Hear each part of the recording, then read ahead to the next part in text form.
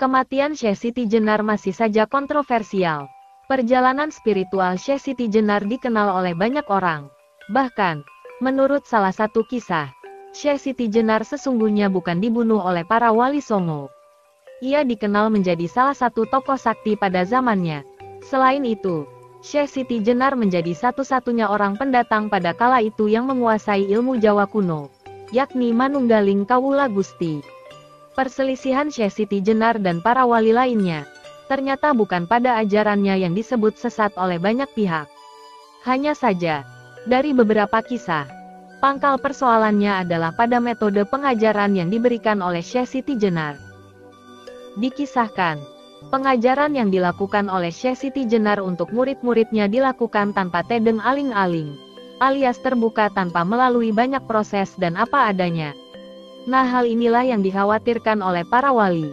Kedepannya masjid, musola akan menjadi sepi lantaran para murid mendapat ajaran yang singkat dan tidak melalui tahapan-tahapan, agar seseorang menjadi matang secara emosional.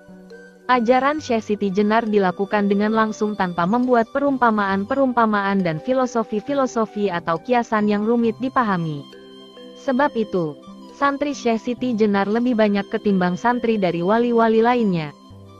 Syekh Siti Jenar yang memiliki nama asli Abdul Jalil ini adalah seorang wali penutup. Namun, karena perselisihan soal metode pengajaran dengan para wali lainnya, sehingga pada saat pembentukan Dewan Wali, Syekh Siti Jenar tidak mau melibatkan diri. Alhasil, majelis itu disebut dengan Wali Songo, sebab tanpa kehadiran Syekh Siti Jenar yang sesungguhnya wali ke-10. Selain sakti mandraguna dan mewarisi ilmu kejawen yang disebut Manunggaling Kawula Gusti, Syekh Siti Jenar juga menjadi satu-satunya pewaris pusaka Brahmastra. Dalam perjalanannya, para wali menginginkan Syekh Siti Jenar menghentikan pengajarannya. Namun, Syekh Siti Jenar tetap mengajarkan apa yang diketahui tentang Tuhan kepada santri-santrinya. Hingga akhirnya, para wali memutuskan untuk mengakhiri hidup Syekh Siti Jenar. Mengetahui hal ini, Syekh Siti Jenar memilih untuk mengikhlaskan dirinya untuk dimatikan oleh para wali lainnya. Hal ini dilakukannya demi kemajuan dan kejayaan para wali lain sehingga perjalanan pengajaran Islam tercapai. Tentang pembunuhan Syekh Siti Jenar, tentu banyak orang yang hanya tahu jika Syekh Siti Jenar dikalahkan oleh Sunan Kalijaga saat beradu ilmu. Sayangnya, ada kisah lain yang tak diungkap oleh banyak orang. Sejatinya, setelah mengetahui dirinya akan dimatikan, Syekh Siti Jenar memilih untuk ikhlas dimatikan. Setelah itu, ia mewariskan pusaka Brahmastra kepada murid kesayangannya, yakni Kebo Kenongo. Hal ini agar para wali bisa mengalahkannya. Sebab, jika pusaka itu masih di tangannya, para wali lain tidak akan sanggup mengalahkannya. Setelah itu, Syekh Siti Jenar menyerahkan diri pada para wali. Kemudian para wali memutuskan Sunan Kalijaga untuk mengalahkan Syekh Siti Jenar. Sunan Kalijaga yang mendapat tugas itu pun merasa ragu. Apakah ia mampu mengalahkan Syekh Siti Jenar yang lebih sakti? Hanya saja, Syekh Siti Jenar menyerahkan diri dan meminta Sunan Kalijaga untuk segera mengakhiri hidupnya.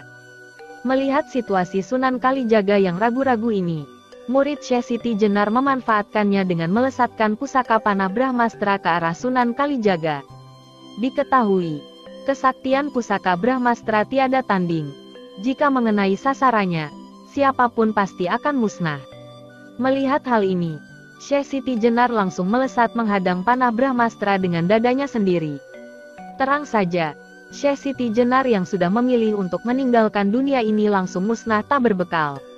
Tak lama setelah itu, aroma wangi memenuhi tempat pertarungan itu. Sunan Kalijaga yang mengetahui hal ini terkejut dan langsung mengumumkan bahwa Syekh Siti Jenar yang bernama asli Abdul Jalil ini orang suci dan orang benar. Setelah itu, Sunan Kalijaga mengasingkan diri dan tak pernah mau ikut campur urusan para wali lainnya. Pada saat para wali melakukan perlawanan pada kerajaan Majapahit, Sunan Kalijaga juga tidak mau ikut campur dan memilih menjauh dari hiruk-pikuk keributan itu. Ini dilakukannya karena menyadari dan belajar dari Syekh Siti Jenar yang tidak mementingkan urusan dunia. Justru Syekh Siti Jenar rela dimatikan demi kejayaan para wali dan Islam. Ia mati tak meninggalkan bekas atau moksa setelah ditembus pusaka Brahmastra yang dilesatkan oleh muridnya sendiri. Kebo Kenongo. Demikian kisah kematian Syekh Siti Jenar. Semoga bermanfaat untuk kita semua. Terima kasih.